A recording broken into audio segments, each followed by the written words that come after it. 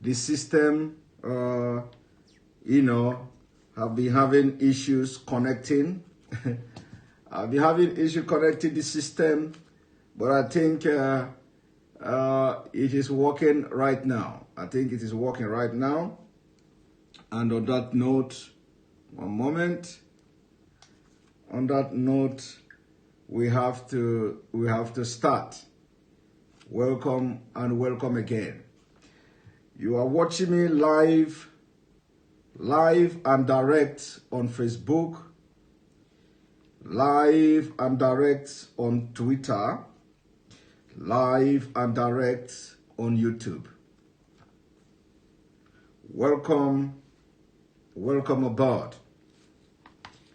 Today, you are going to watch and listen for the very first time the testimony of a journalist who have covered even the death of Buhari in 2017.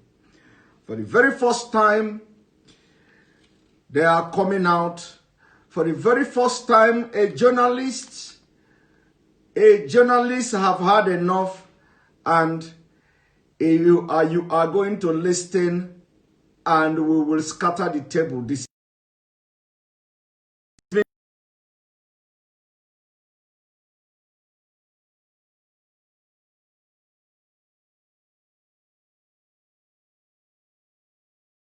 of Nigeria will be shocked this evening. What you have to do is wake all your people from sleep.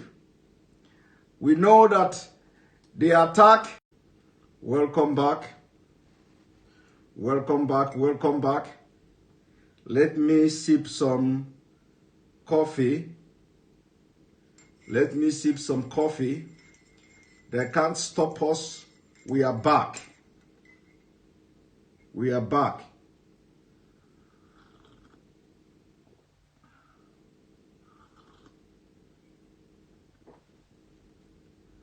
Welcome again. This is the mother of exposition.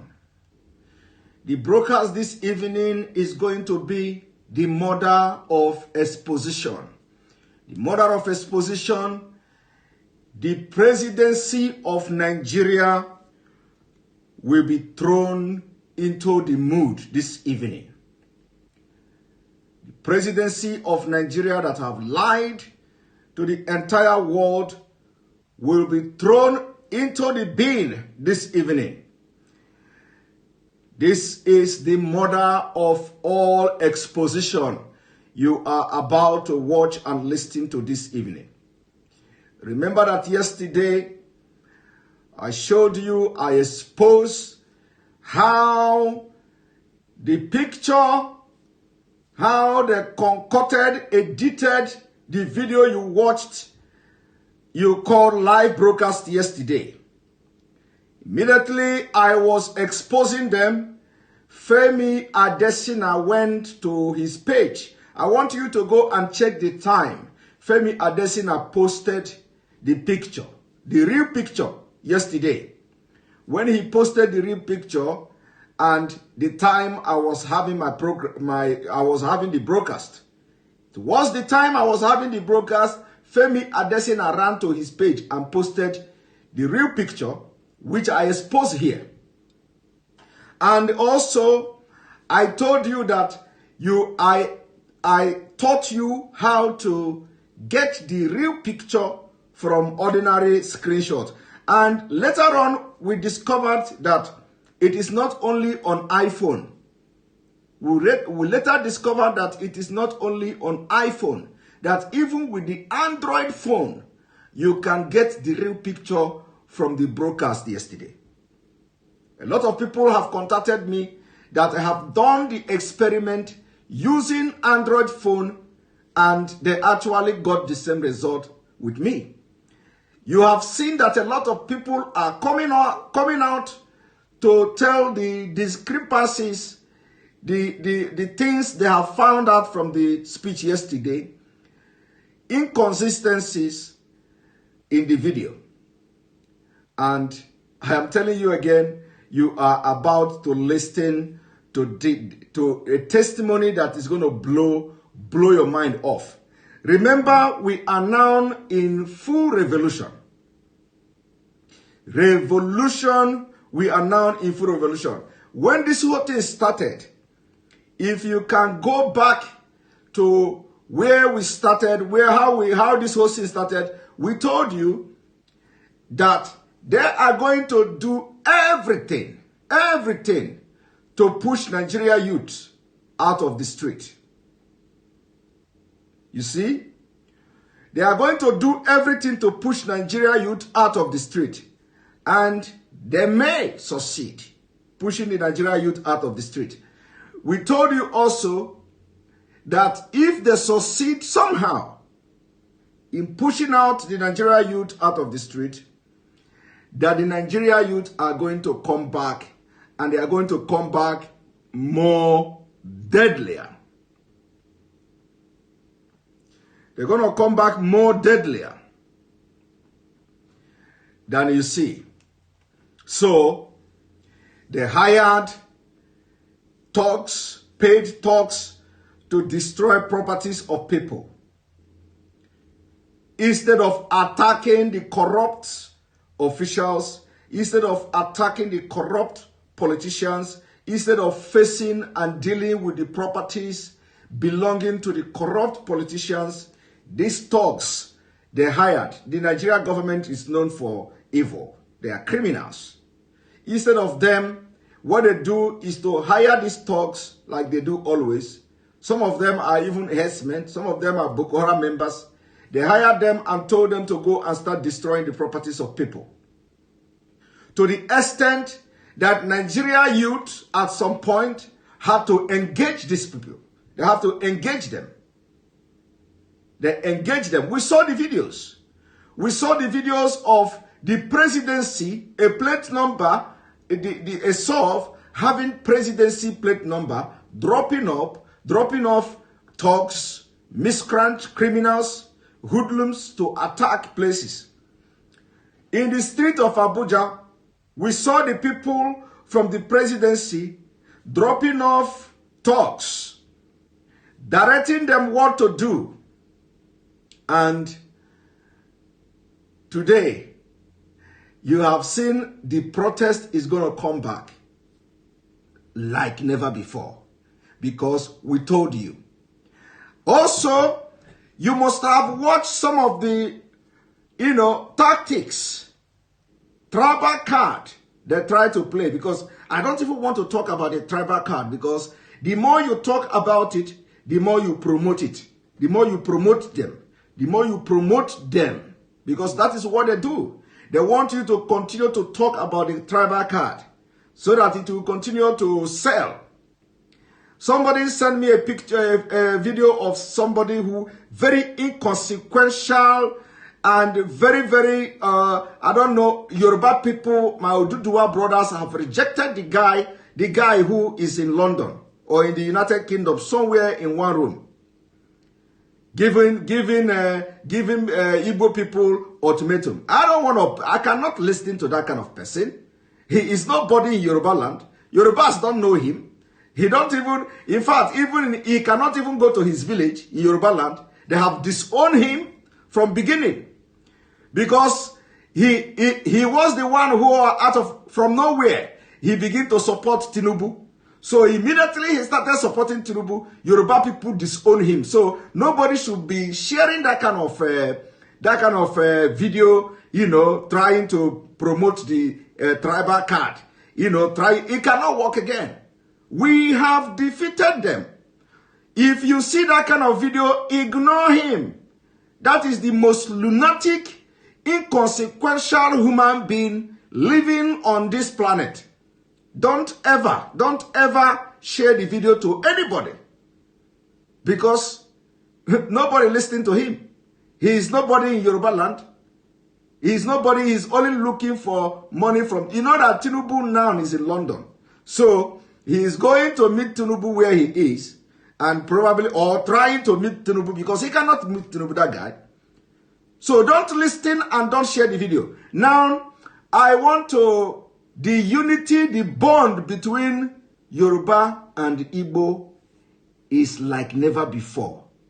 The narrative, false narrative of yesterday has been changed.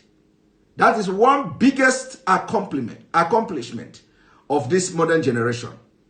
That the narrative, which is false narrative of yesterday, has changed.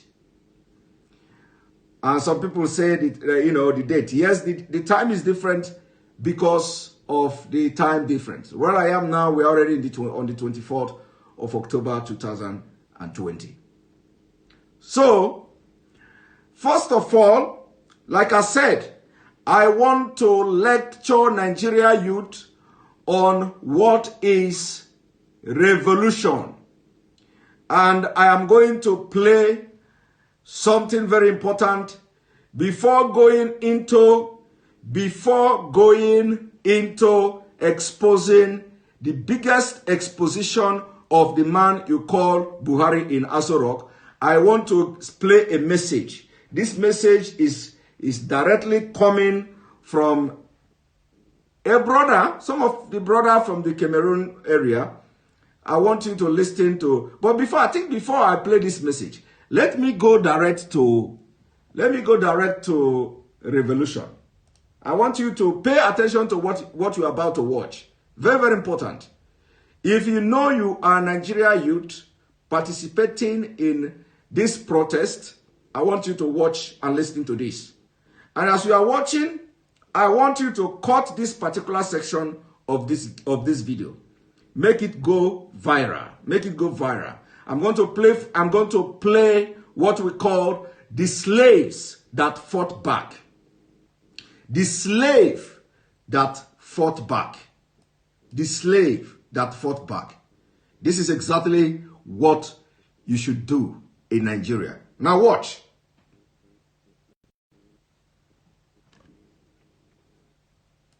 Did you know that in America, there were over 300 recorded armed resistance movements? Yes.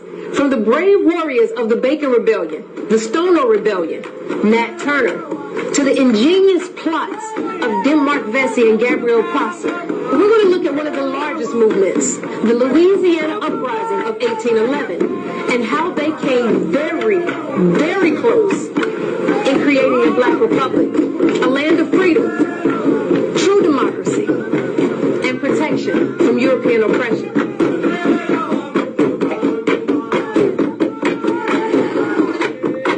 Some just refuse to die, and so we would struggle and fight. We would continue to use our language when they weren't looking. We would continue to remember our customs. I'm an African, I'm a God, I'm a Shakti, I know who I am. They won't take me from me. Some of our people say you will not take my identity. In fact, proof would just say, I'd rather die and have no respect and be a slave and a servant to you. And so they said, no, I'm going to beat this out of you. Because we were rebellious, we didn't want it. They said, what's your name? And that black man would say, my name is Shakti. He said, you are nigga. He said, I'm God. I'm love. You'll never change me. And many of our ancestors died to fight, never accepting anything less than being proud, productive African people. Indeed, we fought the entire time.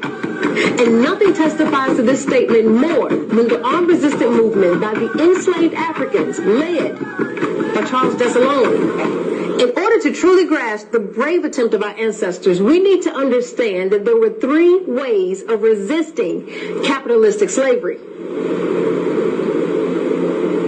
Running away to territories like Canada, becoming a maroon, living in the swamps and surviving off of the wildlife, and carrying out raids on the plantations to free up others. Number three, overthrow the state, overthrowing the dictatorship of the slave-holding class. All forms of resisting European imperialists in this capitalistic slave society was extremely dangerous, but the most daring and noblest, a combative, daring, direct approach of overthrowing the old oppressive machine, taking away the land from the slave owners without compensation, and turning the land over to be controlled and owned by the true tillers of the land. This is what revolution is. The removing of one class of power and replacing it with the new class or new coalition. And that's just what our brave ancestors of Louisiana attempted in 1811. To accomplish this, Dessalines' strategy was a two-pronged military attack on the city of New Orleans. One prong of the attack was for the enslaved Africans joined with the maroon communities to move from plantation to plantation along the Mississippi River. They would first fight off the loyal slaves, then slay the slaveholders, and assemble an army as they moved down the river road. They would capture the city of New Orleans and make it the capital of the new republic. The other pronged attack was to involve the enslaved Africans inside of New Orleans, who would at the same time seize the arsenal at Fort St. Charles and distribute the weapons to the arriving slave army. Under Dessalines' directions, New Orleans would serve as the base of a liberated zone where slaves from all over the South could come to gain their freedom. Dessalines and his comrades began the uprising with two slogans: on to New Orleans and freedom or death. There were no promises. There were no guarantees that it would work. But under this tyranny, it was better to fight than to die under their oppressive rule. Late that evening on the German coast, about 26 miles outside of New Orleans, the uprising began. Here at this spot, this is the former Colonel Manuel Andrews plantation. Today it's called the City of the Clouds. On this land, which was about 4,000 acres, the rebels had as their objective to capture New Orleans to build an independent black republic. This was a powerful revolt involving over 500 Africans from 50 different African nations. Starting at the Audrey plantation, enslaved Africans traveled all night and throughout the day, marching from plantation to plantation, killing slave owners. Here is the grave of Francois Trepanier, who was one of the most brutal and oppressive slave owners. What's written on his gravestone is very significant. It's written in French. I'm going to read it and translate it. It says, in memory, Francois Trepanier, killed by the slaves of 1811. February 10th, 1811. One would ask, why would he put this on his tombstone? He put this on his tombstone, the U.S. militia and his family, as a means to make him hero. But it's backfired. But every time we bring people here on this tour, people rejoice. They rejoice in the fact that some of these oppressors were taken out. The next day, under the leadership of Manuel Audrey, a territorial militia of roughly 80 men went to attack and take down the African army. But they were outnumbered and defeated. So General Wade Hampton was then dispatched to New Orleans along with the U.S. troops. No, he wasn't dispatched to stop the slave owners and others from exploiting, torturing, raping, killing our ancestors. Nope, he wasn't dispatched to ensure freedom and democracy for all people under this fairly new Constitution. No. Those proud American patriots, under the banner of the red, white, and blue, marched in to end any hope of democracy for our ancestors and to place them right back under the oppressive rule of the slave owners and the white power structure. Governor Wade Hampton's army, together with Major Milton at Destrehan Plantation, being well armed, was able to stop the uprising. Some of the leaders were captured, placed on trial, and executed. Their heads were cut off and placed on poles for more than 60 miles along the river in order to frighten and intimidate the other enslaved Africans. So the question is this uprising just like so many others in America? Was it successful? Absolutely. They did not achieve their goal of creating a true democracy, but it did show future generations to resist and continue fighting when your civilization is being attacked. Later that year, the Africans rose up, and this was followed in 1812 by a new round of plots and revolts inside the city of New Orleans. Over the next several decades, the resistance escalated until finally the children and the grandchildren of the 1811 revolutionary Africans would triumph and defeat the dictatorship of the slaveholding class in the Civil War. Understand that when any African, whether enslaved or free, fought to liberate themselves, seek land, and come from under European oppression, it jeopardized the very wealth system of what Europeans were creating with this exploitation. And this meant death. So yes, any revolutionary African that put forth an effort to create change by simply having the audacity to fight is considered a success in my book.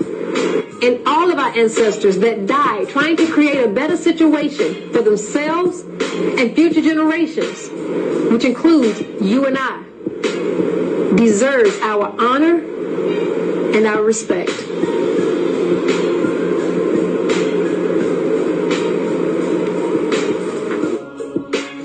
On to New Orleans, Louisiana's heroic 1811 slave revolt. This book includes in-depth information and documents pertaining to our revolutionary ancestors and their heroic fight for freedom. This is information that you do not receive in school. If you would like a copy of this book, you can go to thegreatgriot.com. Africans, led by Charles Dessalines. In order to truly grasp the brave attempt of our ancestors, we need to understand that there were three ways of resisting capitalistic slavery. Running away to territories like Canada. Running away, the only way, if you choose, you can choose to run away from Nigeria to Canada. You can choose to run away from Nigeria to America. As the Fulanis, led by Usman Danfodio and the legacy, will continue to overrun you in the southern Nigeria and the middle belt.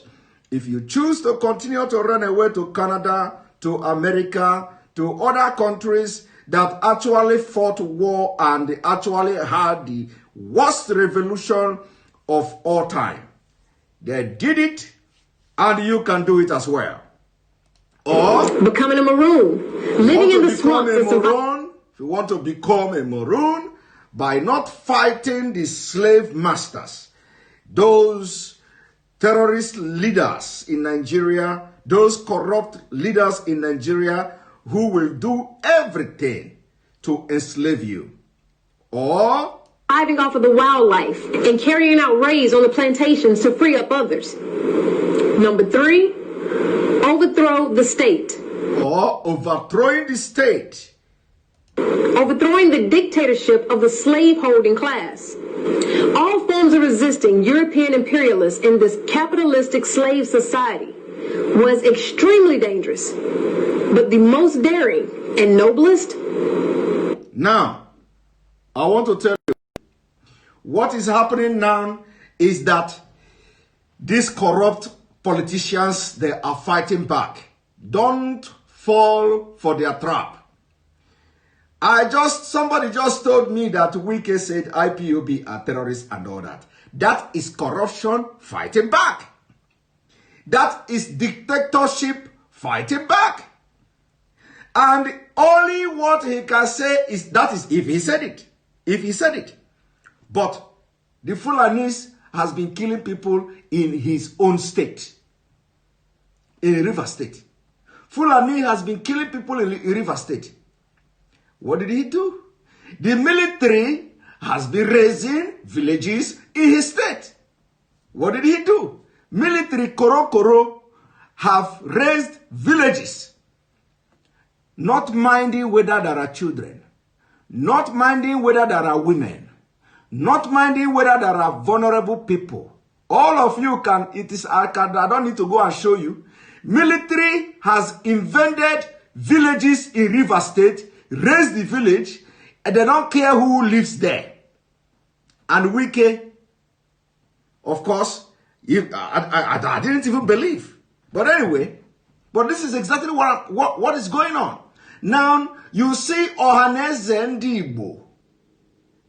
They hurriedly, that is to tell you, they hurriedly issued a statement. We disown Mazi Nnamdi Kanu, as if the revolution in Nigeria is all about Mazi Nnamdi Kanu.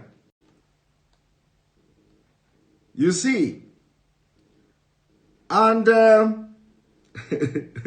welcome back. I know that if I announce this my broadcast, they are going to leave on my page, and that's exactly what is going on. You see, I decided to announce this broadcast to test whether they have actually changed, but you can see they have not changed. They have not changed. You know, I said, let me try and announce that I will be having this bombshell this evening to see whether they are going to allow the brokers or they are going to attack it. And I know that they didn't sleep today. They are on this page interrupting, fighting this program, interrupting it, pressing this, pressing that, you know. Welcome back, we're back.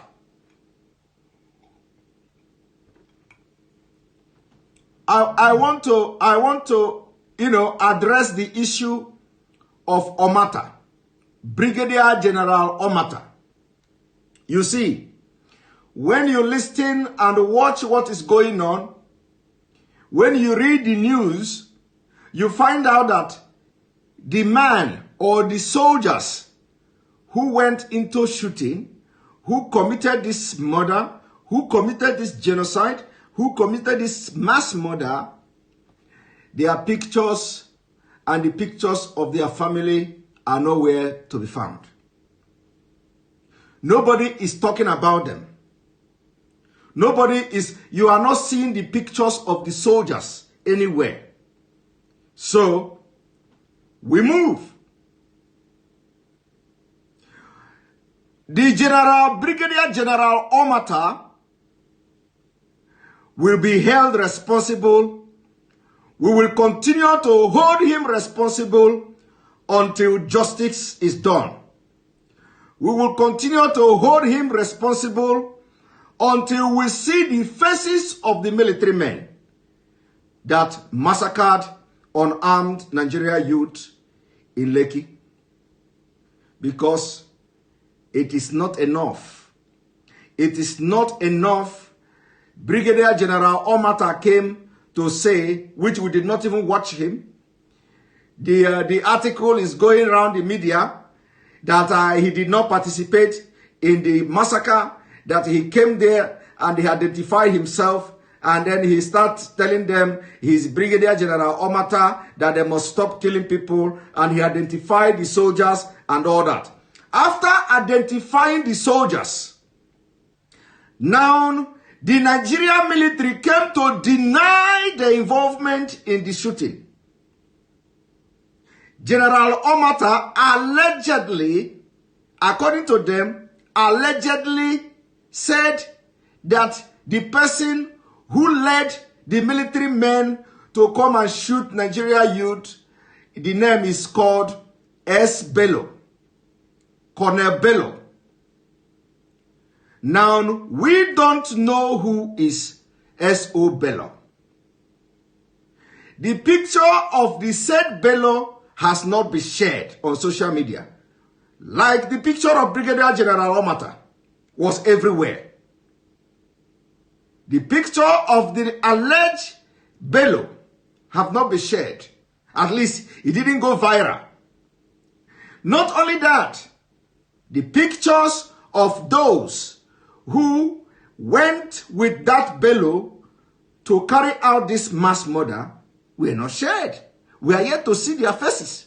So, for the fact that we know Nigerian military and they are evil, they are terrorists, irrespective of where you come from Nigeria, but for the fact that you are serving in Nigerian military, irrespective of where you come from.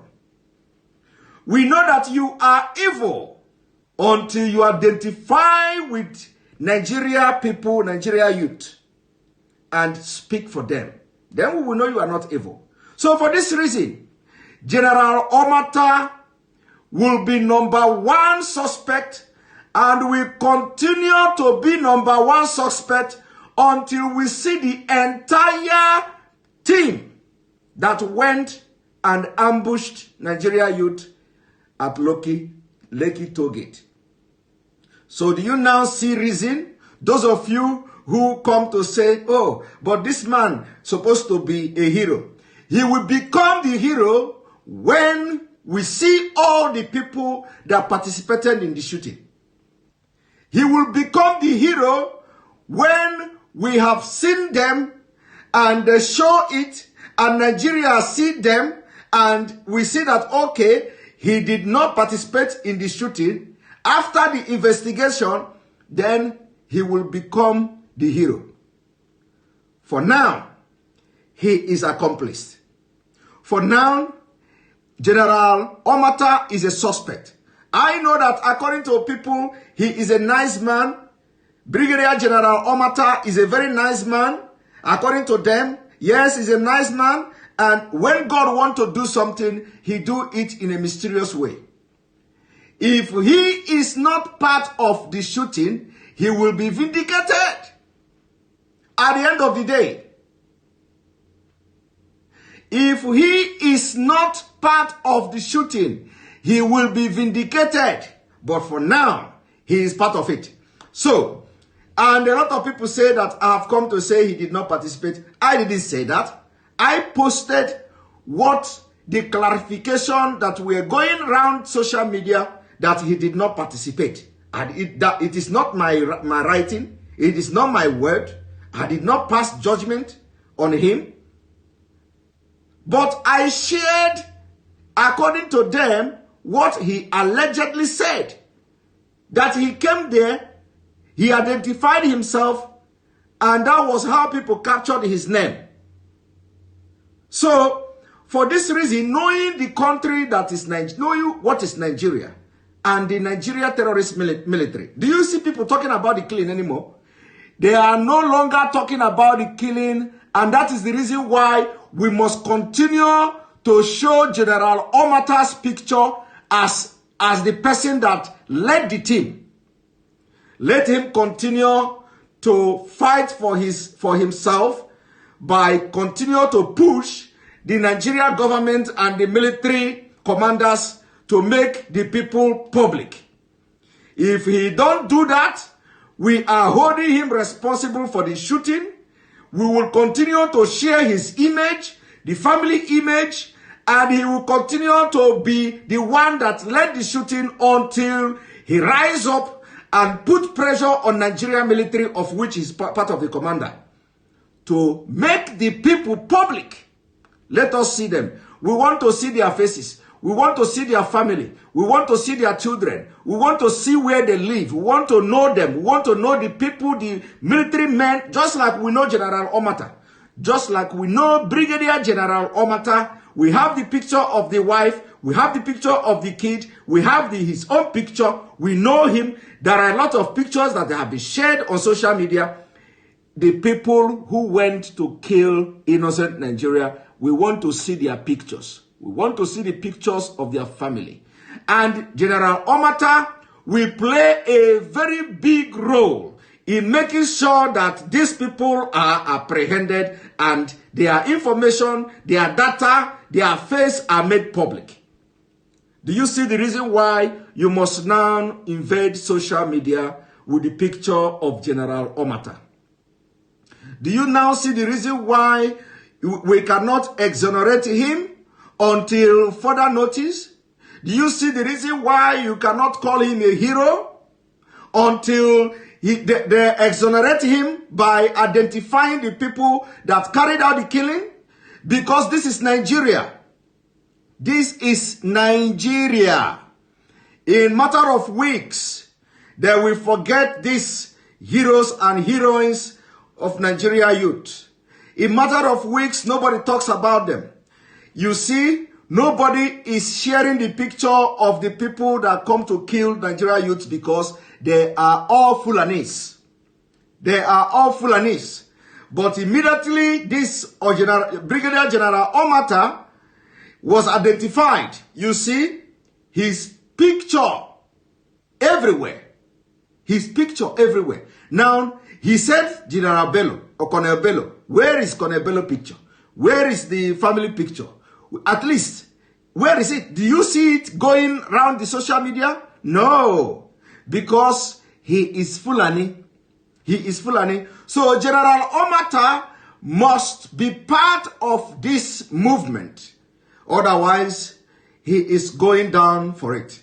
He is going down for the people that were murdered at Lekki Tollgate. Yes, we have to continue to hold him responsible because that is how God works. God works in mysterious way. Yes, if he is a hero, we will end up regarding him as a hero. When the case has been investigated, the people that carried out this massacre identified, and we know them. Not just coming online to say they have identified them. We want to see their picture just the way we saw General Omata picture. We want to see their family just the way we saw General Omata, Brigadier General Omata's family. We want to see their own families as well. It can never ever be accepted that they come to say he came there and he become hero. He will become hero only after the killers has been identified. Because now Brigadier General Omata said it was the military from the 65 battalion. The Nigerian military has come to give statement. They have no knowledge about the attack. That is how they will begin to talk the story. And before you know it, they begin to talk about compensation. They say nobody was killed. The governor said nobody was killed. And you are all watching it. Even the military came to say that it was Photoshop. That the video of people that were murdered are doctored. Do you understand that? Do you understand what they want to do? Nigerian military said that the video of the killing was doctored. So we cannot accept that. General Omata has to be held responsible so that the pressure he is going to put on Nigerian military for them to say the truth, for them to bring the people that went and killed people in Lekki Tollgate. We are going to hold Brigadier General Omata responsible, and he is wanted by Nigeria youth until this issue is, we see the people that killed Nigeria youth. General Omata will continue to be the #1 suspect. We will continue to hold him responsible until we see the people that went and killed Nigeria youth in their cold blood. Now, you know that. I want to show you one thing. This message, after this message, we will bring in our testimony. I want to play this message to you. I want you to listen.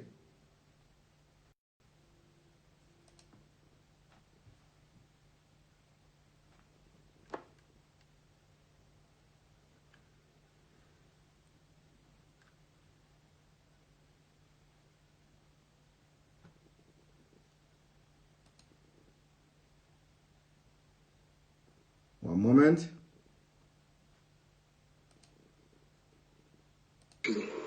When we all started this struggle, comrades, good afternoon. As a person, I'm not happy. When we all started this struggle, and people started clamoring for ending SARS, my request was that let's see how we can do police reform.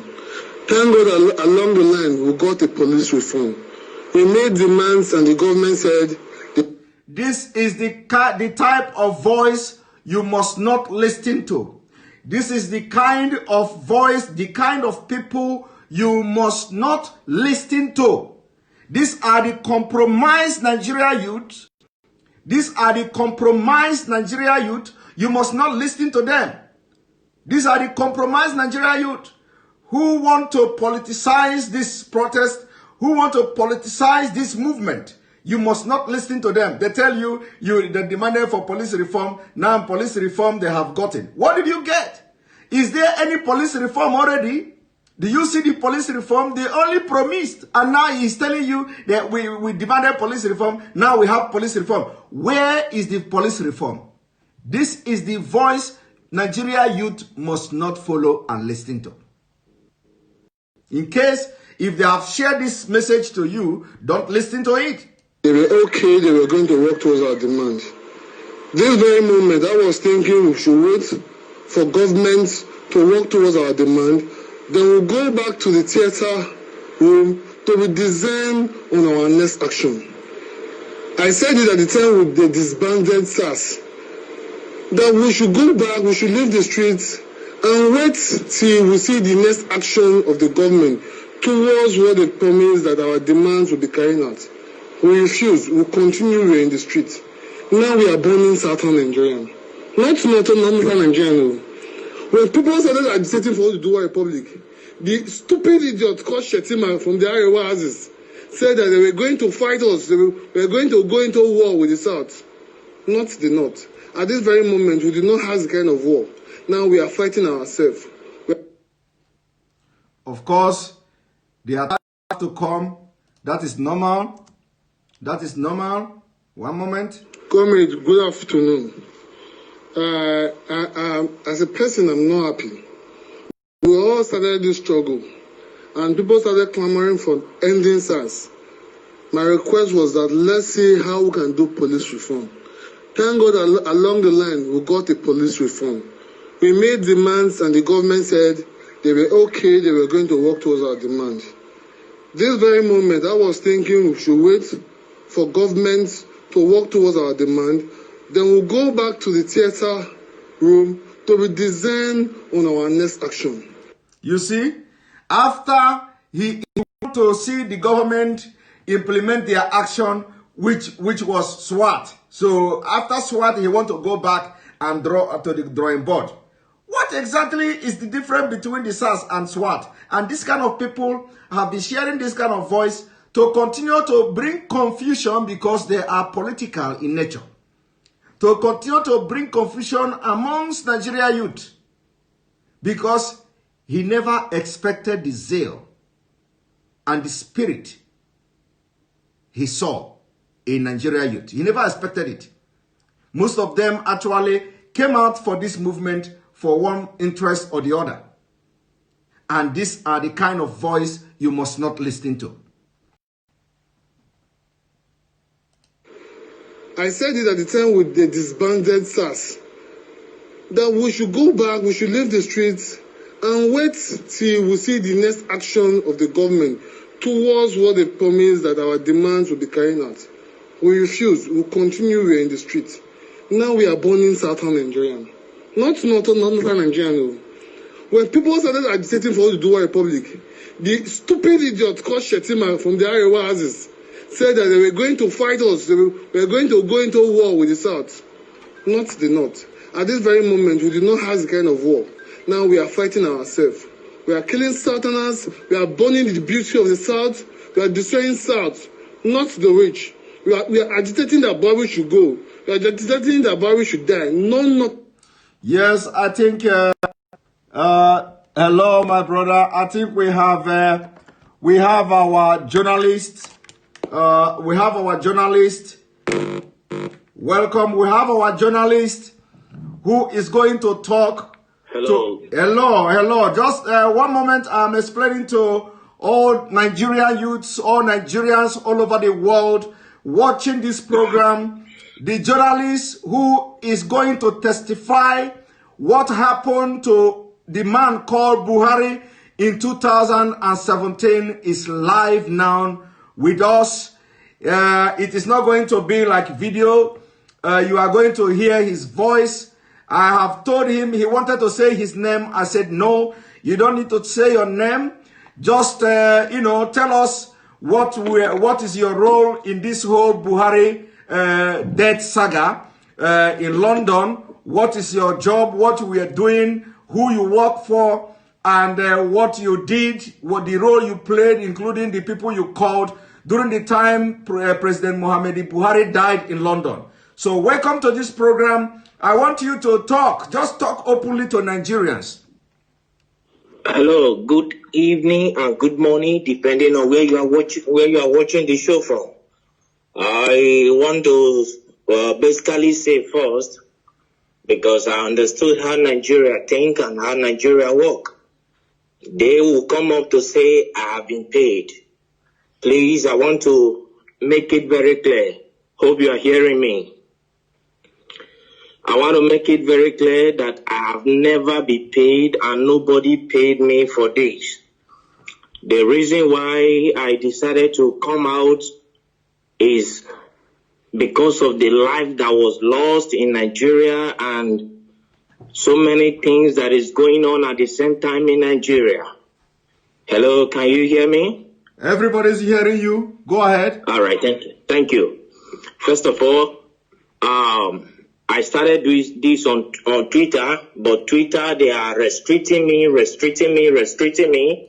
I want to first of all say, you can follow me on Twitter with the name Boris Moro, Boris Moro.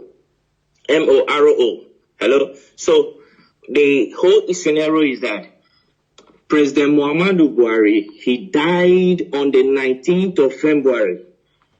On the 19th of February, please, those analysts, if you can take notes, take pen and your paper and note these things down. Note them down carefully.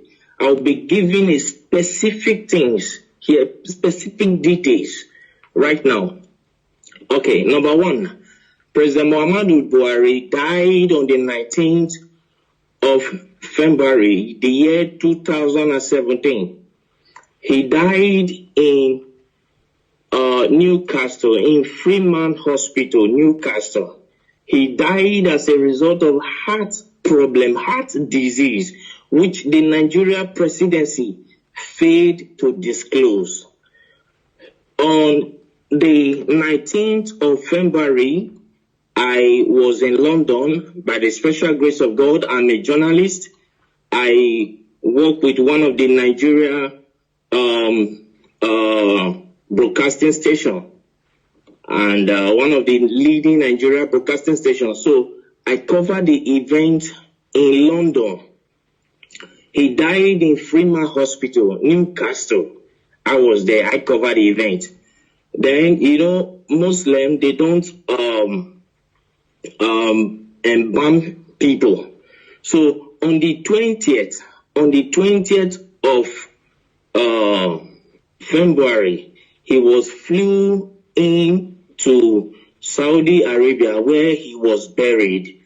I was there live and I covered the event where Aisha Buhari put on white attire. I think you are with me. Go ahead. So where Aisha Buhari put on white attire and the children. Can you pause a bit? And let me remind Nigerians and the entire world that this event he said he covered, he have the video. He have the video. I do. Go ahead. I have all the video.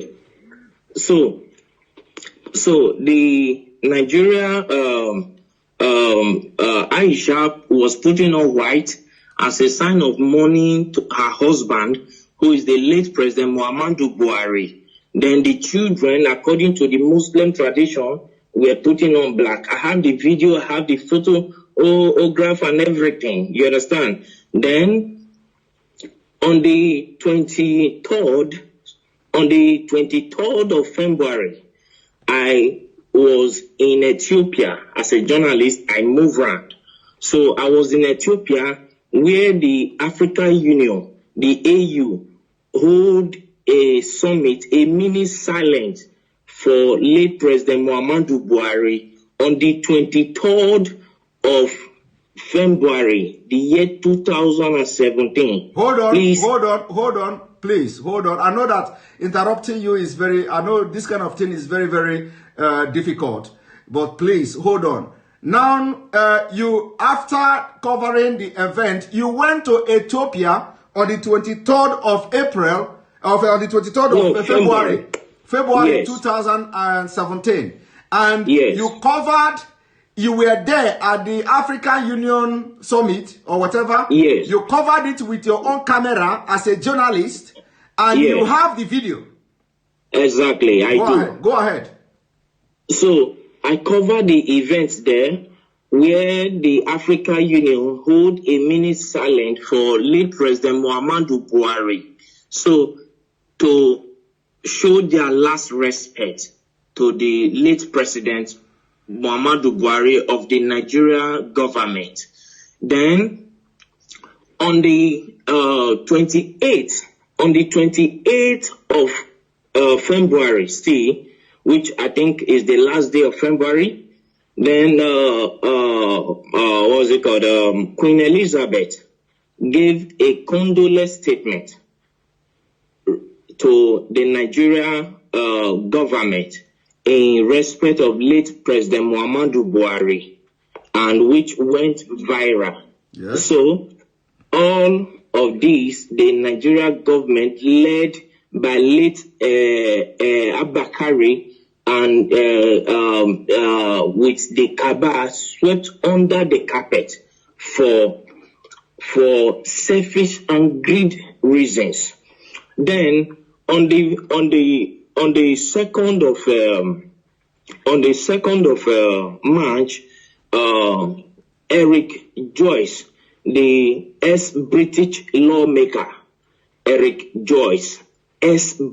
lawmaker, he issued a statement, that a condolence statement to Nigeria for the loss of her president. Are you with me, sir? Yes. Then they swept it under carpet, and the man got angry and came out to say that President Muhammadu Buhari is dead. If President Muhammadu Buhari if they think he is lying, that they should come out to challenge him. You understand what I'm saying now? Yes, that they should come out to challenge him in the court of law, that he will come out with every evidence to prove that Muhammadu Buhari is dead. As I talk to you, since 2017, till this minute, nobody from the Nigerian government all across the nations of the earth came up to challenge Eric Joyce, the ex-British lawmaker.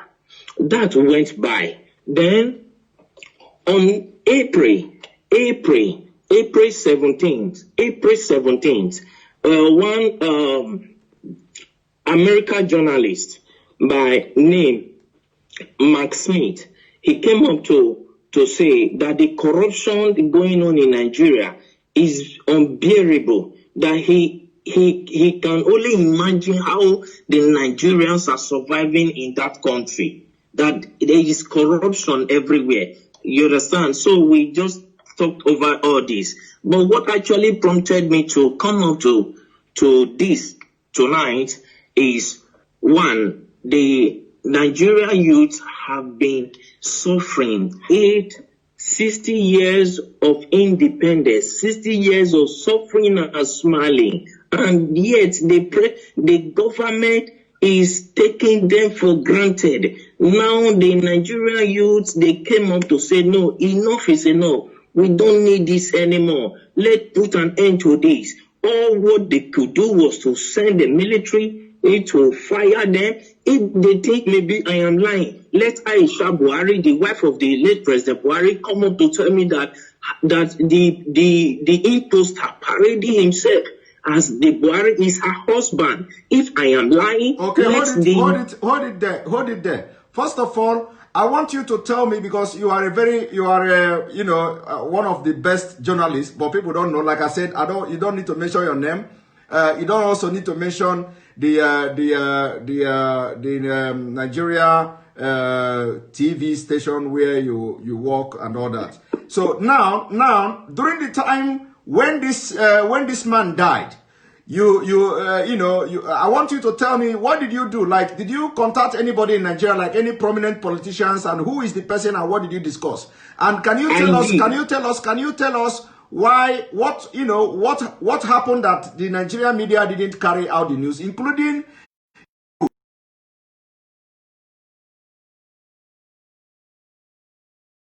fortunate that Abakari is dead. Abakari did not die of COVID-19. Coronavirus did not kill him. They masterminded his death. That is number one. I have proof for everything I'm saying, because I am a media personnel and And for me to say whatever thing, I know I can prove it anywhere on the earth. You understand what I'm saying? First and foremost, when after that we came to Nigeria and we tried to publish the news. Let me state categorically. I don't want to mention the name of the broadcasting this thing I work with. Don't mention it.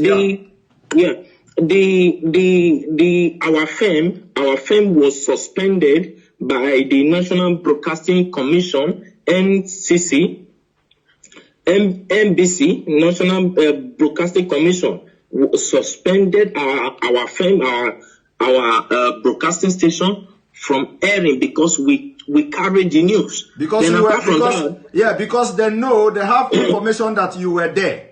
You were there and you followed everything. So when you came to Nigeria, they suspended you from, they suspended your firm. So I'm coming to that, sir. Let's not rush it. Abakari called me to Aso Rock. You understand what I'm saying? Yes. So I flew into Abuja to go and see him. And he told me that if I can keep quiet, that my safety to be alive will be guaranteed, and for my generation to come, no, we suffer again as a result of the bribe he was offering me. You understand what I'm saying? Yes. So I told him, accepting bribe is not the problem, but my conscience will judge me till I die. Yes. So I cannot do that. And to God who made me, I'm saying this categorically, and God Almighty is my witness. I did not take a dime from him. So I left. Then I called Bola Tinubu Asiwaju, the Lagos State richest man on earth. Let me use the word. So I called him on his MTN line. I can call the line now, the MTN line that I use in reaching him. I can say it here. The number is 080-622-40104. That is the number I use in calling Bola Tinubu Asiwaju. So I called him on phone to tell him about the development, and he came on to tell me that I should shut up, I should keep quiet, and so many other trash and nonsense that he told me. That at the end of the day, I was suspended from my work.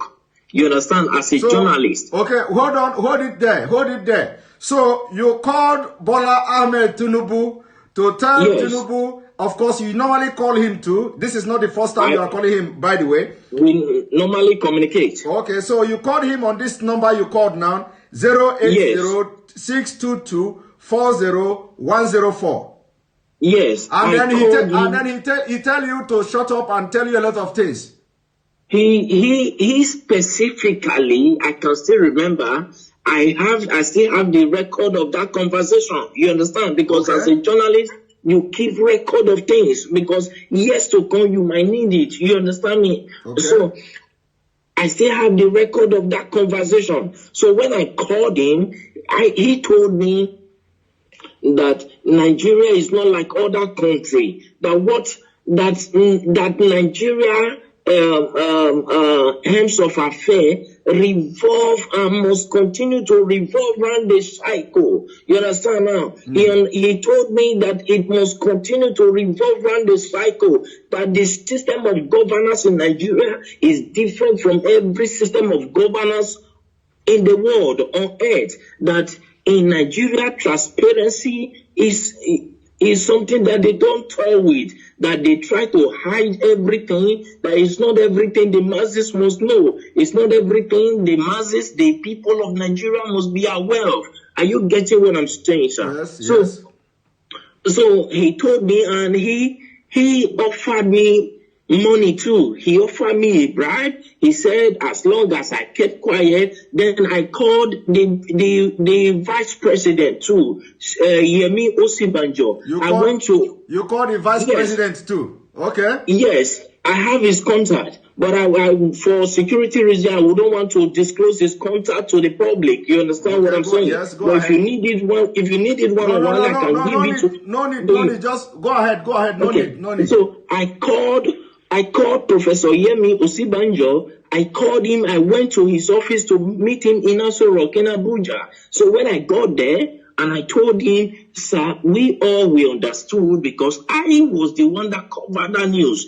I'm from so place. I introduced myself to him and he welcomed me. He sat me down. I told him this according to the law that I know because my father is in Nigeria. You understand me now? My father is in Nigeria. My mother is from the British. Is from England. So I told him that according to the laws that are known in Nigeria, when the president died, the vice president automatically will become the president. You understand? As a way of moving the country forward. He said that the Nigerian government is not run in that system.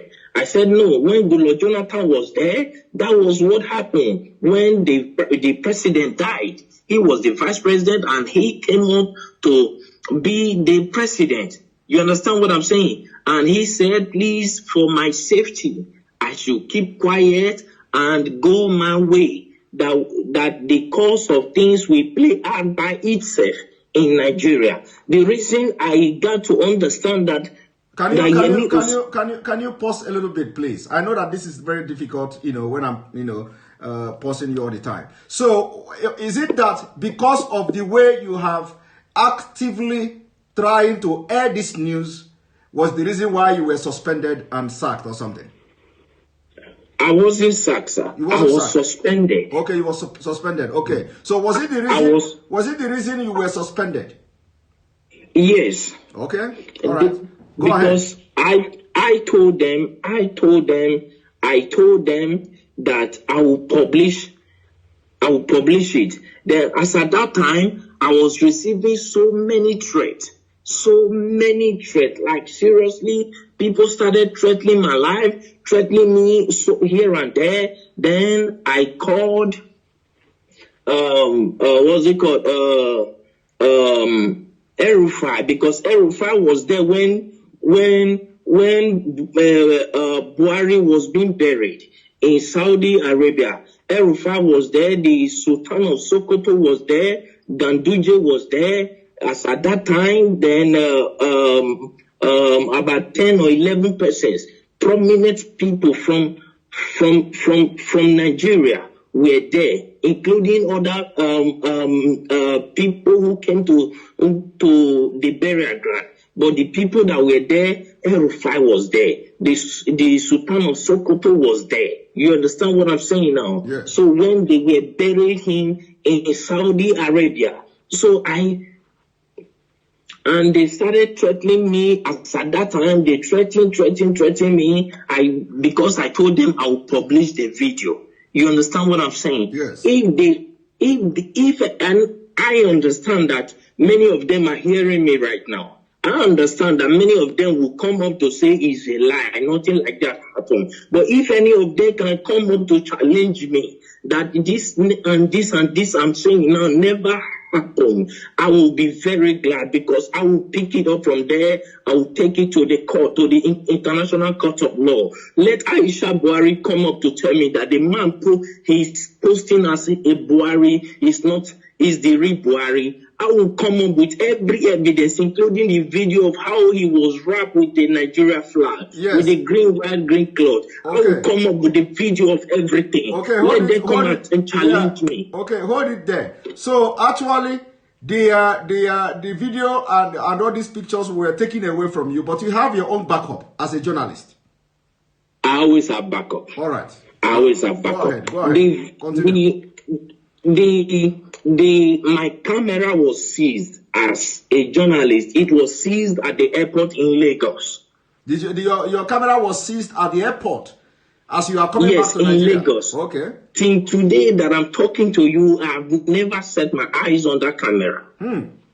But you have backup. You understand what they didn't know that. You know they are Of course, I have all my backup. Even this evening, I was going through the backup. I was playing all of them. I was going through them again. So if they want to debunk this thing, I'm saying that it's a lie. Nothing like that happened. How come the AU, the Africa, our presidents, had a minute silent for them? As at that time, I could remember I called the president of Ghana on this issue. The president of Ghana told me that it is not in their interest, that if the people of Nigeria cried out for 30 days, that is when they will take up the case, that the AU will take up the case. As long as nobody has cried out, that it is assumed that they understood what is going on, that in Nigeria is not Ghana. That is what the president of Ghana told me. You understand what I'm saying now? Yeah. I understand that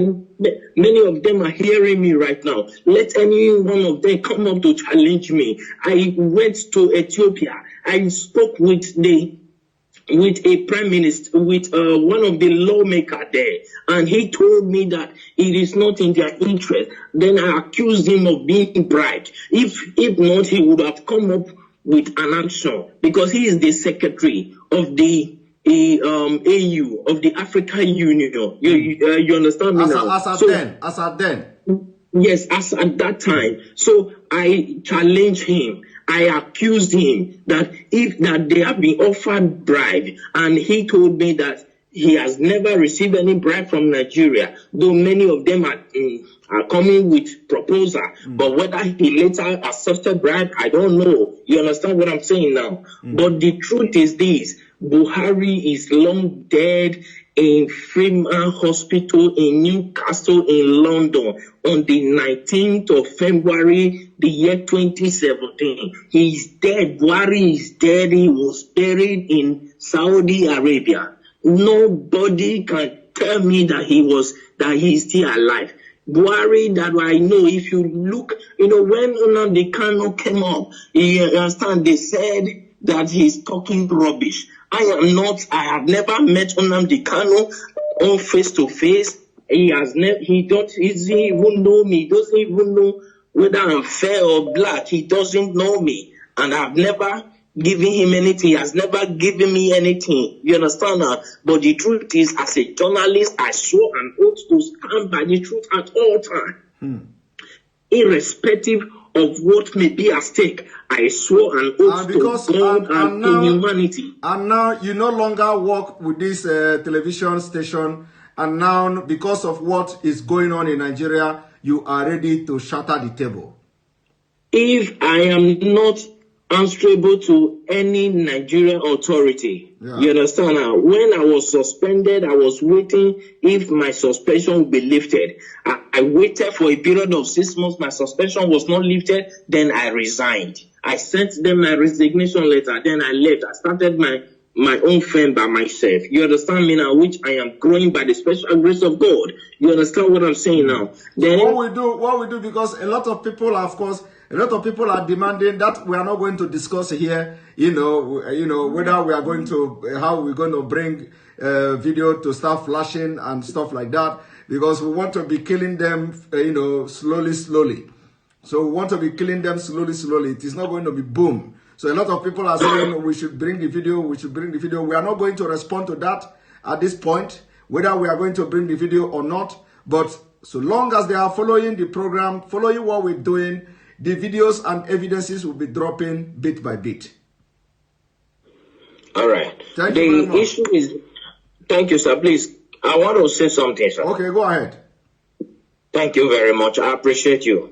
I appreciate what you are doing, and I appreciate the good people of Nigeria who stood up to say, no, we cannot face this anymore. I appreciate all of you. But one thing we must understand is the spirit of unity has to be strong in the Nigeria youth. You understand what I'm saying? Because any protest that does not last for 30 days cannot draw the attention of the European Union and the African Union. You understand now? Yes. So if I'm saying this to the Nigeria youth so that they will understand what they are doing, you understand? Because right now, revolution is what is needed. That is why the Nigeria government are doing everything to block everywhere. That is why they paid people to go and shoot. Those are the people, those are the military that Buhari ordered the shooting, and the governor of Lagos State, Sanwo-Olu said that there was, at first I watched him, he said there was nothing like that. Then I called him on the phone. That was day before yesterday. You called someone on the phone. You called someone on the phone the day before yesterday. I have their number. I called him on the phone and I asked him, why are you saying this? It is obvious across the nations of the earth. Why are you saying this? People will come after you. The Nigerian youths that I know, they are calm, but when you toy with their simplicity, they will come after you. You understand what I'm saying? Yes. Then I believe that was later when he came up to say that they thought nobody died, but he began to look for possible means to change his mouth. Then I called Bola Asiwaju. Then when I learned that he was in France, I flew into France to go and see him, but I was not allowed to see him in his France mansion.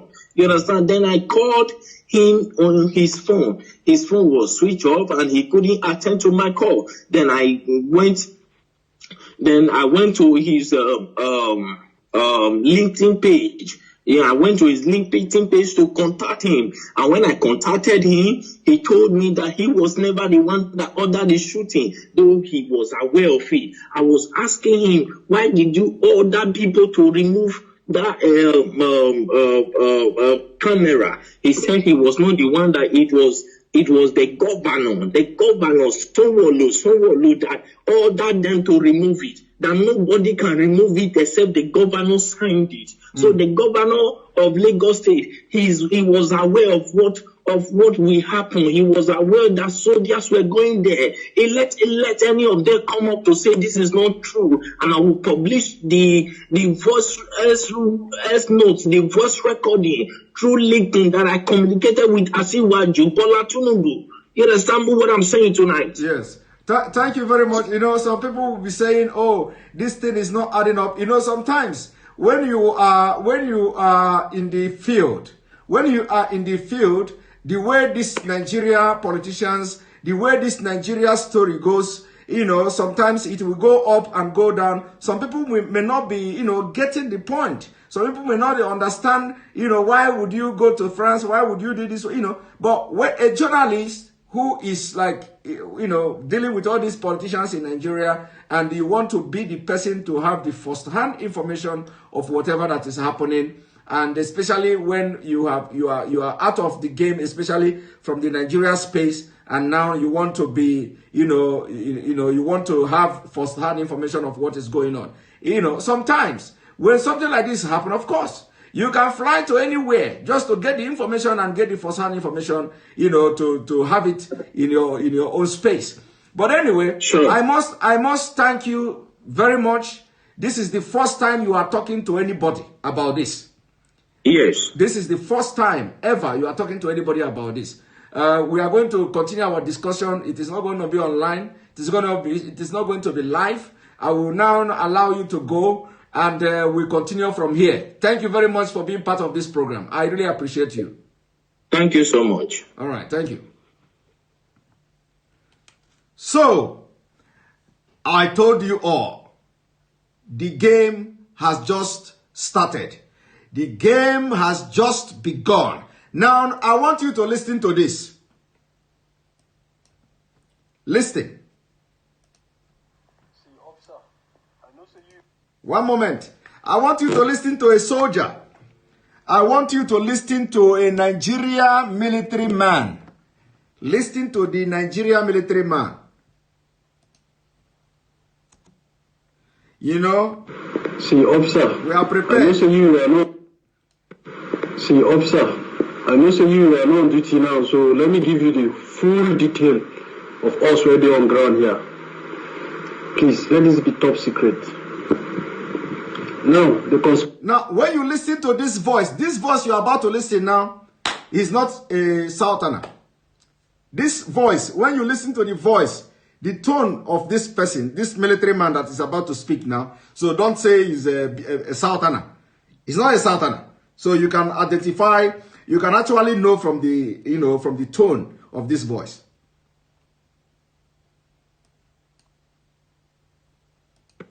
See, officer, I know say you are not on duty now, so let me give you the full detail of us already on ground here.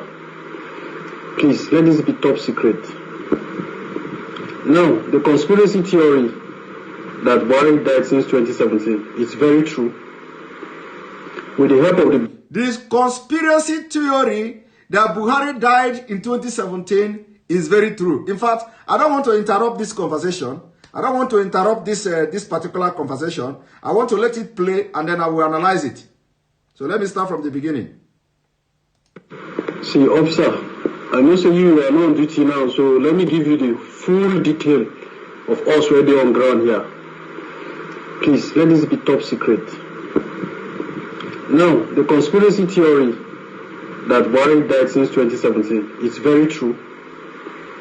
With the help of the British and our cabals, they were able to get a replacement. They did some clones on that guy and made him look like the president and have been controlling him on what to say.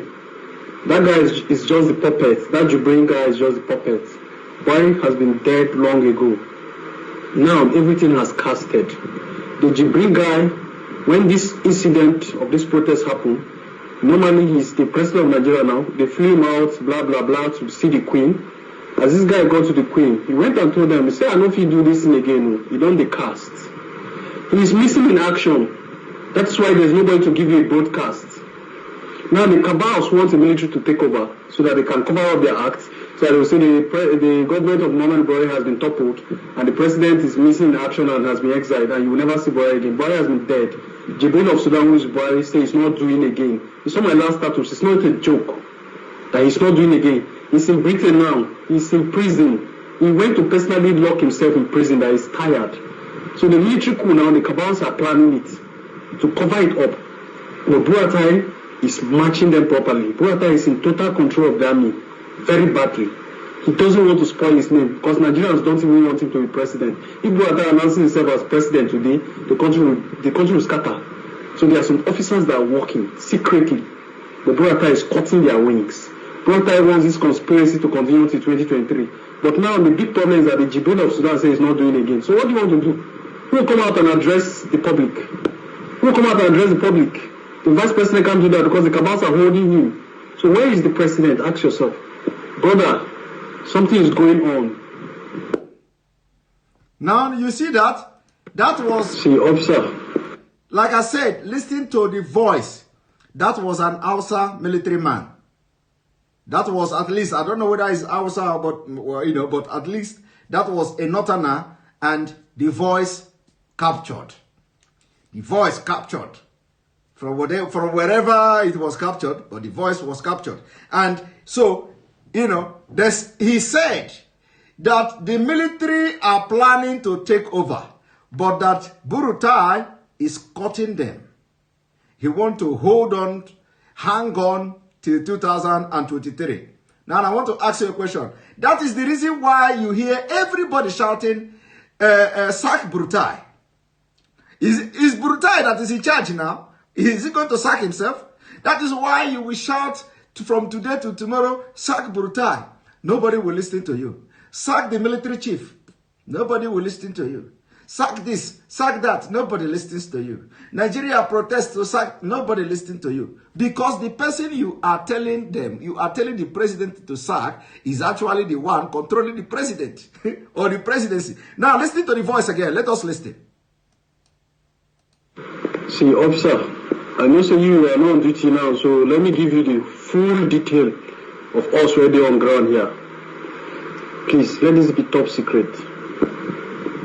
Now, the conspiracy theory that Buhari died since 2017 is very true.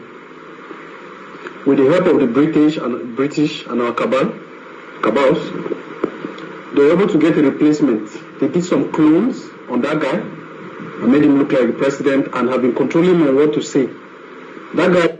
They have been controlling him on what to say. They have been controlling him on what to say. And that is why you can never see him come live. You can never see him come and address Nigerians live, where you will ask him question. Because, the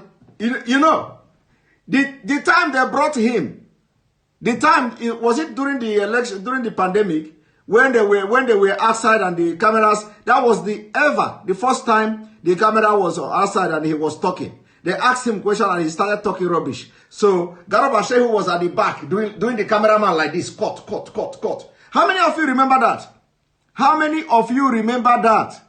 When they came outside, they asked him a question and he started talking rubbish. So the Garba Shehu was at the back of the camera doing like this, cut. Just few months ago or a few weeks ago, cut.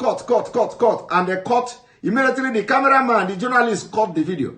That is to show you that this thing, this military man is saying here is the truth. That they are the one telling him what to say.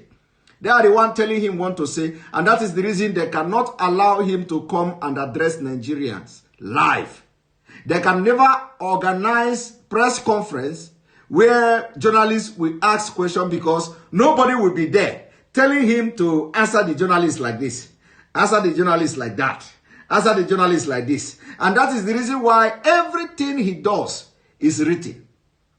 Everything he does is written. They wrote it. He will be reading it because he can't say anything from his mind.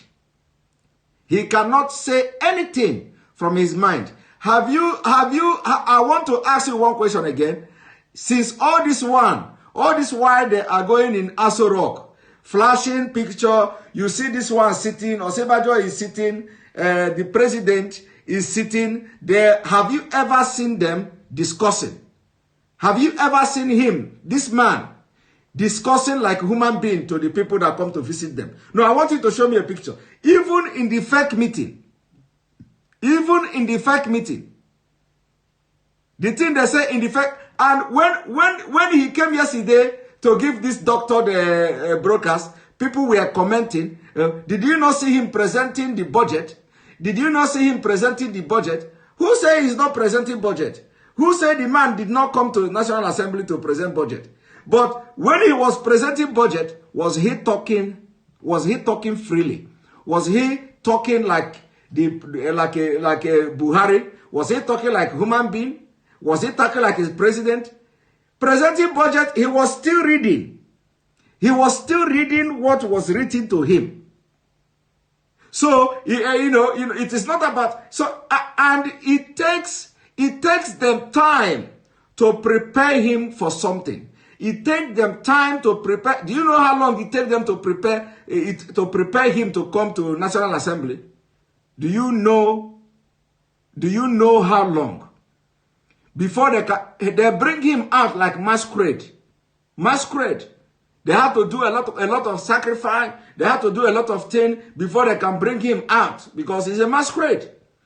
So for him to come to National Assembly to present budget, like some people are saying, is he not the man that, yes, he was there at the National Assembly. But before then, they have to prepare him like masquerade.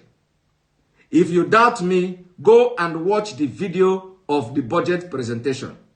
Did he talk from his mind? No. Have you ever seen him talking from his mind? No. And that is why a lot of you will be asking questions. So why can't this man address Nigerians without reading? Because they tell him what to say. Because he don't have word of his own. Because he is not the president. So he cannot come and address Nigerians without reading from the paper. It's just the puppet. That Jibrin guy is just the puppet. Buhari has been dead long ago. Now everything has casted. The Jibrin guy, when this incident of this protest happened, normally he's the president of Nigeria now. They flew him out, blah, blah, blah, to see the queen. As this guy got to the queen, he went and told them, he said, I know if you do this thing again, you don't cast. He's missing in action. You see, he said, this military man said, they flew this man out to meet the queen. Nobody knew. Nobody. Did you know? Nobody knew. He said he not do again, no. The man say he not do again. The man in Aso Rock say he not do again. He's missing in action. He not do again.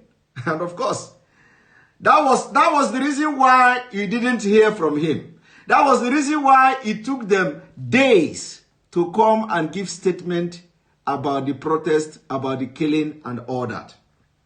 You see, it takes them days. That's why there's nobody to give you a broadcast. Now the cabals want the military to take over so that they can cover up their acts, so that they will say the cabals want military to take over. I know I told you people. I told you people that military takeover must be resisted. The military takeover must be resisted. The government of Muhammadu Buhari has been toppled, and the president is missing in action and has been exiled, and you will never see Buhari again. Buhari has been dead. Jibril of Sudan, who is Buhari, says he's not doing again. It's not my last status. It's not a joke. You see? But of course, at the end of the day, who knows how they manipulated and begged him to continue. And then he came back again, and they begin to work on the speech you listened to yesterday, which was actually the worst, the most disastrous speech ever of all of them.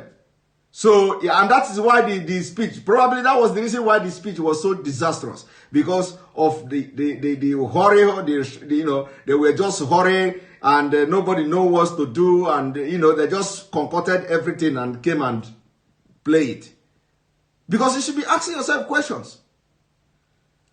Why would the question you should be asking yourself is this? Okay, let's even agree that people are going to Aso Rock, they meet the man they call Buhari, and the man is talking and all that. Now, I want you that is doubting, or that will be doubting all these things, that all this revolution that is coming.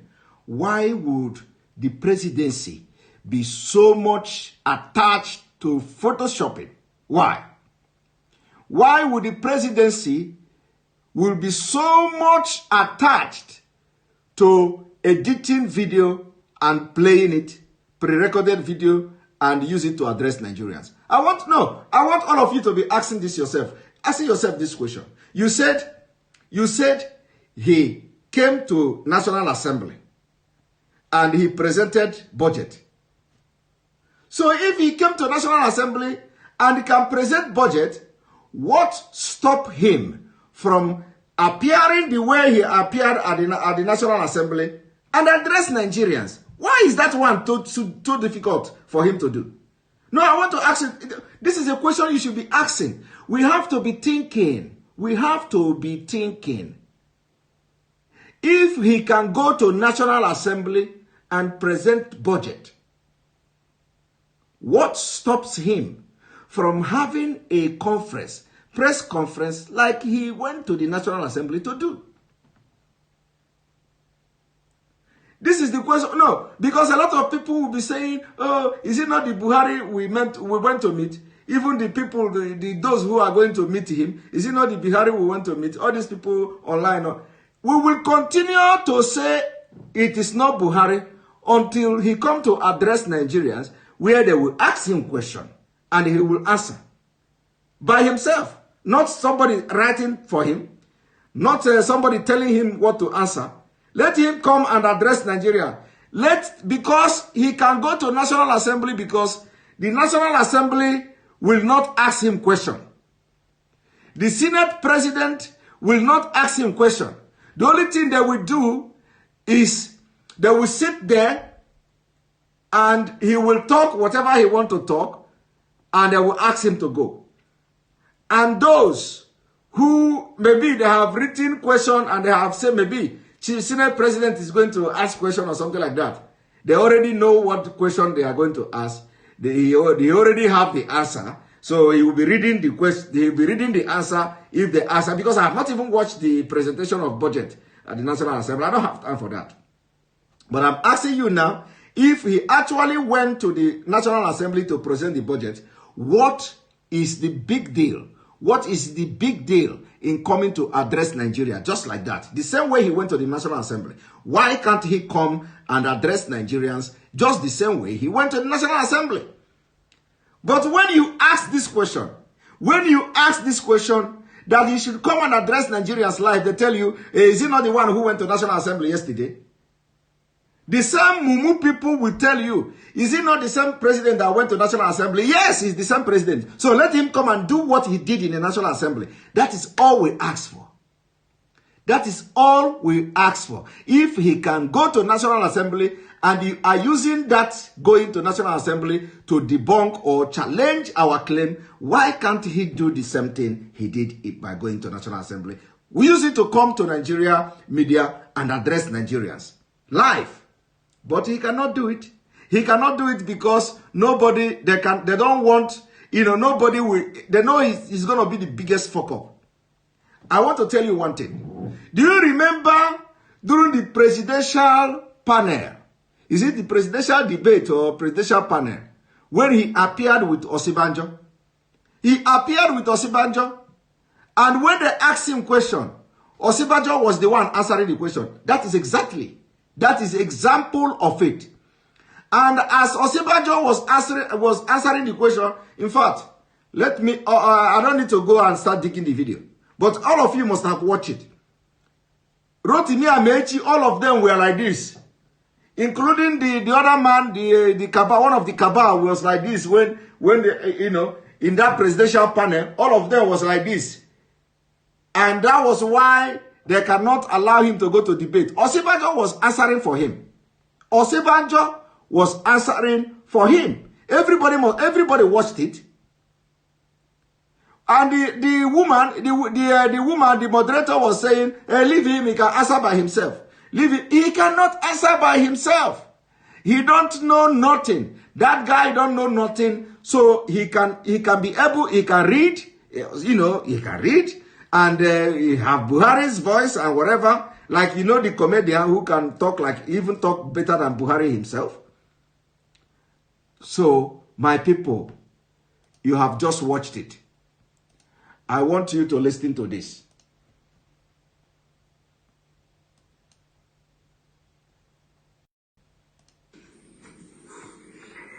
I heard the Lord very clear. God says it's not looking for peace for Nigeria.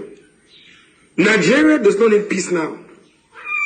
I know people are going to speak other things concerning what I'm about to say.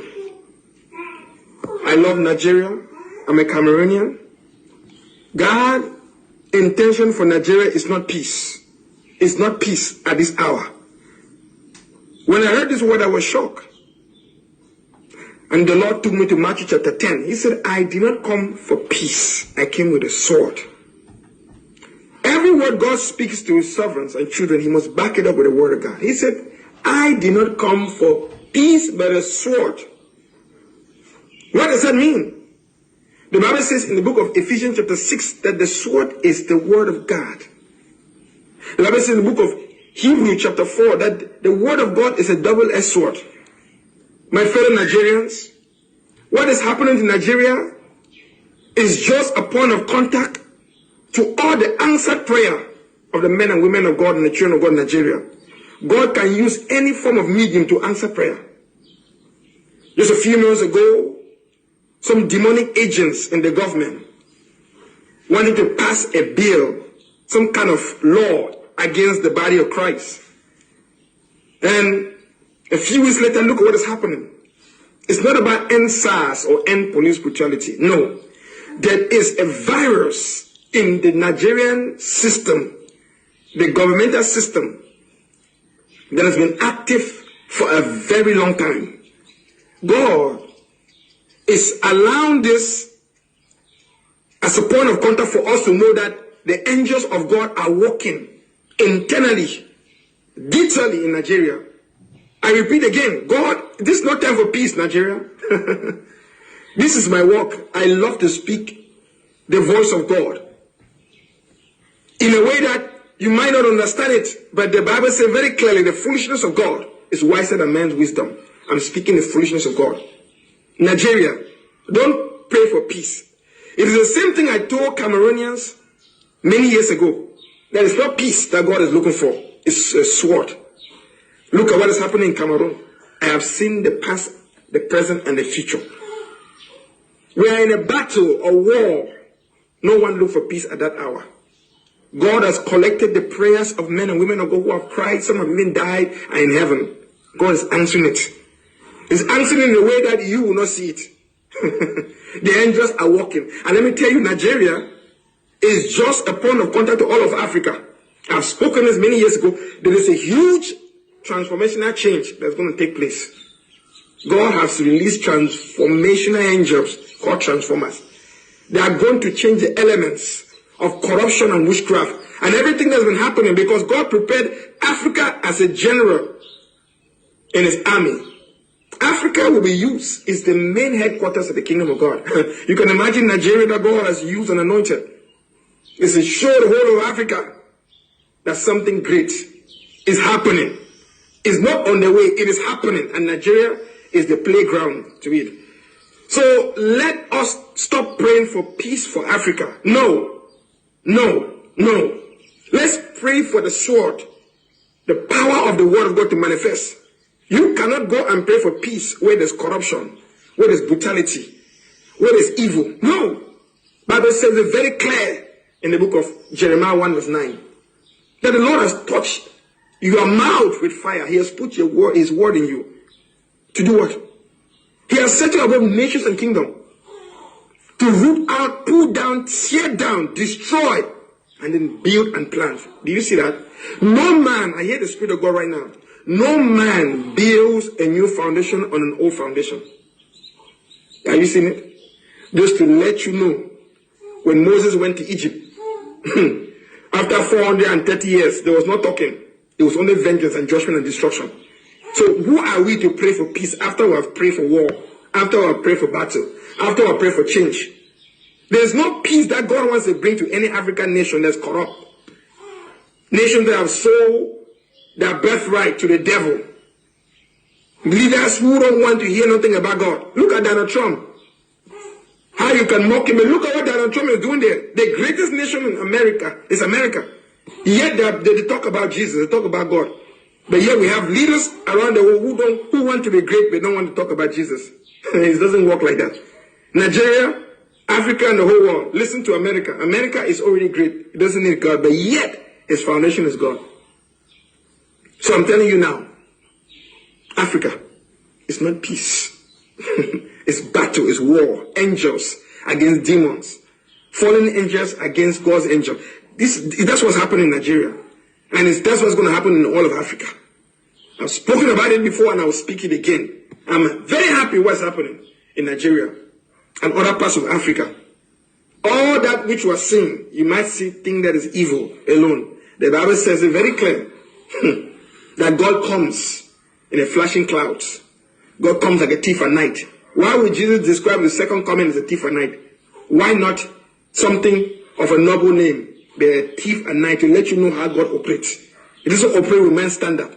And those who walk with the foolishness and the weakness of God, which is stronger than man's strength and wiser than man's wisdom, will speak things like this. Whether you prosecute me or talk, I've spoken it with the scriptures that have been backed up with it, with intelligence.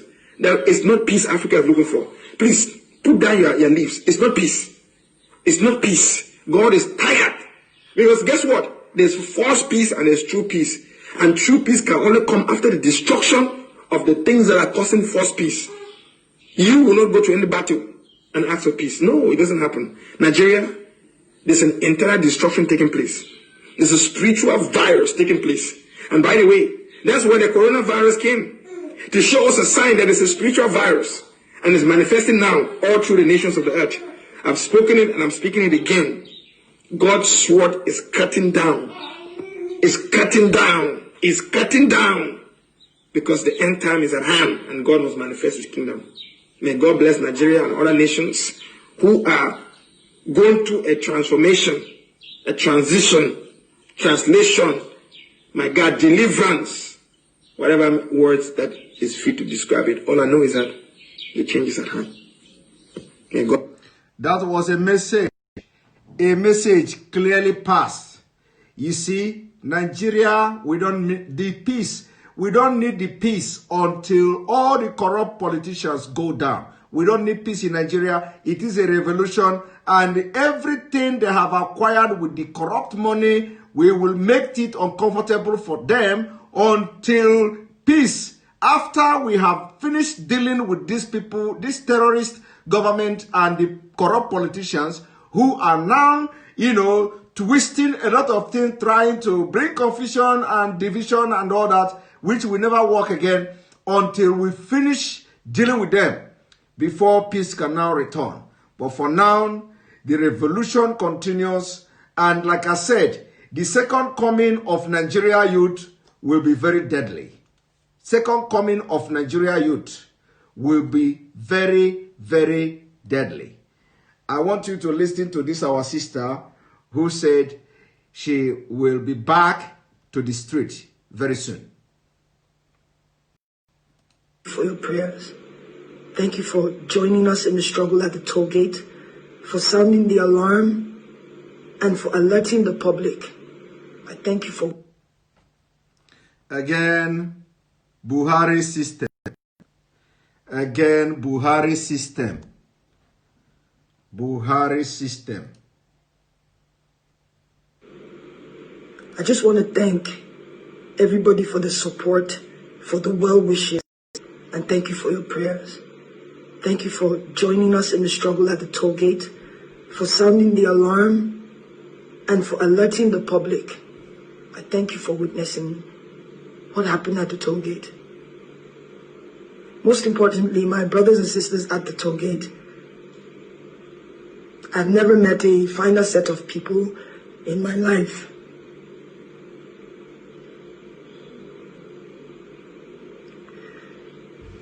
I'm sorry I haven't said anything in a couple of days. I didn't realize I'd sustained some injuries, and I had to get treated for that. I especially want to thank a few people who, at the risk of their own safety, came out to get me as my own life was being threatened. My life was being threatened for speaking up, and thank you, Obi, thank you, Big N, thank you, Jimmy. Thank you so much. Thank you to Ahis, Breeze, Richard. Thank you, Mr. P. Thank you all for getting me out safely.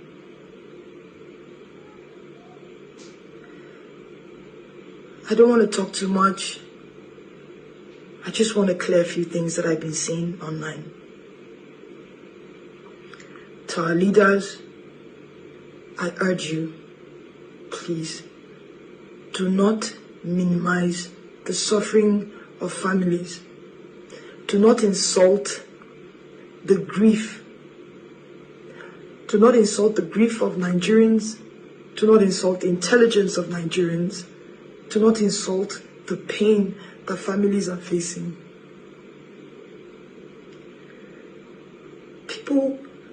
People were falling left and right. Yes, there were soldiers there. Another part that people are not really talking about, the police also came. The SARS people were talking about, they also came. Some maybe 40, 45 minutes after the soldiers left. We were tear gassed. Tear gas is like pepper, right? It's like Cotonou pepper mixed with acid. It's like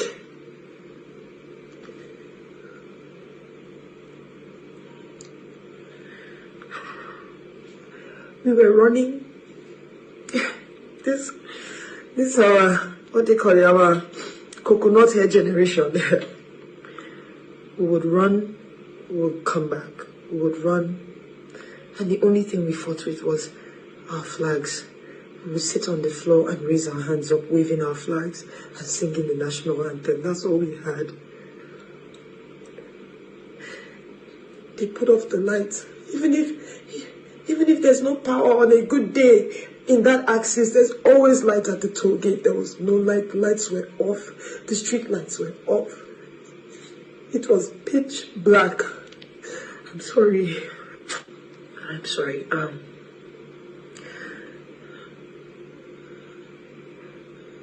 A boy jumped on me and was shouting, "Cover her, cover her." I didn't even understand why he did that.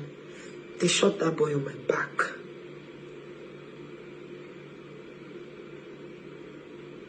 I fell, and while the soldiers were trying to pick their shells, we were running around and picking their shells too because we wanted proof. These are some of the shells we picked.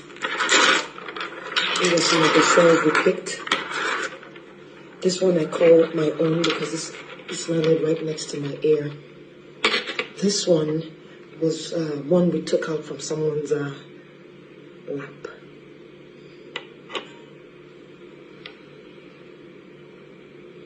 The military, they were there on Nigerian soil, killing Nigerian citizens. The police and their SARS-like people came doing the same thing, aiming and shooting. Aiming, not they were pointing the gun at us and shooting live bullets. Who takes live bullets to protest? Who does that? So to our leaders, please, I urge you to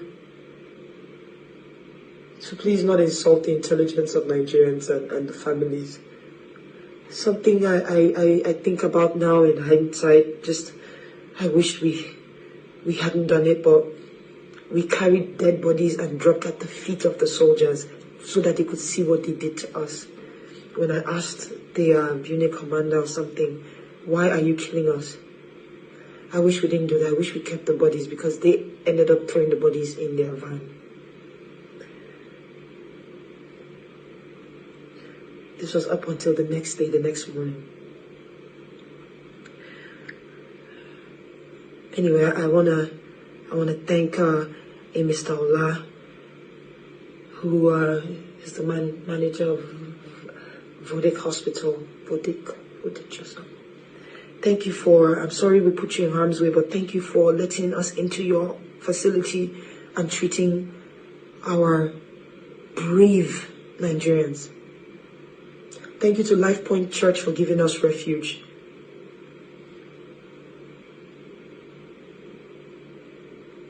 I also want to plead to the people opening fake accounts with my name. Please, it's already hard as it is. People risk their lives to get me out of my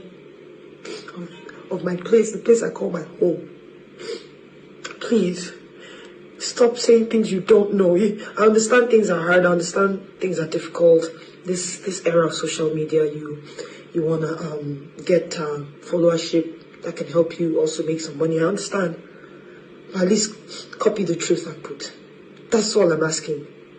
Please. I never said 78 people died. I don't know that. What I do know is as of when I was doing the live, 7 people had died. When my phone died, when my battery died, we had counted about 15 people. I don't know if it was more than that. We had a lot of people that had stray bullet wounds, gunshot wounds, and all that. 78 people, I don't know where you got that information from. I saw another one that said my cousin died. That's not true. Please, I will do my best to put my... I'm not very active on a lot of my pages, but I'll do my best to put all my handles in the caption so that you know which one is real. So if you open the page, you want to use my name, no, Yawa, just say the truth, please. You're putting more people in trouble, please. When you look at it, when you face the possibility that you are going to die, trust me, you'll be afraid. Please. It's easy to type. I get it. But please just do your best to, I'm sorry. Please do your best to just at least get the factual story. People did die. It wasn't photoshopped. I must be a tech genius to Photoshop a live feed. So that's all I want to say. So thank you all.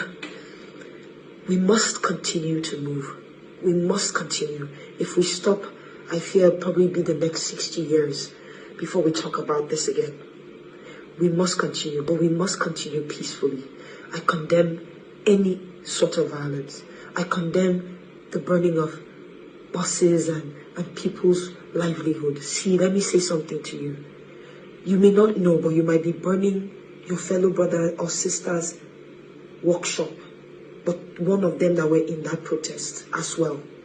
You may not know. I know we're angry, but the most powerful weapon we have is peace. Let us continue. I can't wait to come back, because I'm definitely going to continue and be back on the streets peacefully. We need accountability. That is at the heart of this matter. Accountability. People have to be brought to book. If you don't bring people to book, if you don't bring justice to families. That is the message I want you to listen to. She said she definitely going to come back to the street. That is the spirit of the Nigeria youth that made me to be so proud. She said she is definitely going back to the street peacefully. And like I said, the next coming of Nigeria youth, watch out for it. Yes? It will continue. Oh. We must speak. Do not give up.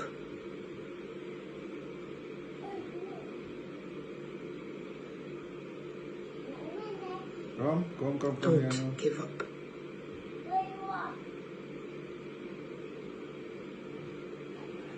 Thank you so much. I don't know if you guys like my jalabia. DJ Obi gave me this beautiful jalabia. It's actually very soft. Like it's really good. Thank you, Obi, for this. I love it. I love jalabia actually. So thank you for. Thank you all. See you tomorrow. My boy is awake. He has to go back. And from here, I will say thank you for watching. May God bless you all. I have been interrupted by the chairman of the house. I have been interrupted. And for this reason, I'm going to attend to him because he don't always let me do anything. So, thank you very much. Thank you very much for watching and being part of this program. Madam, say bye-bye to everyone. Bye-bye. Yeah. All right. Good night. See you all tomorrow.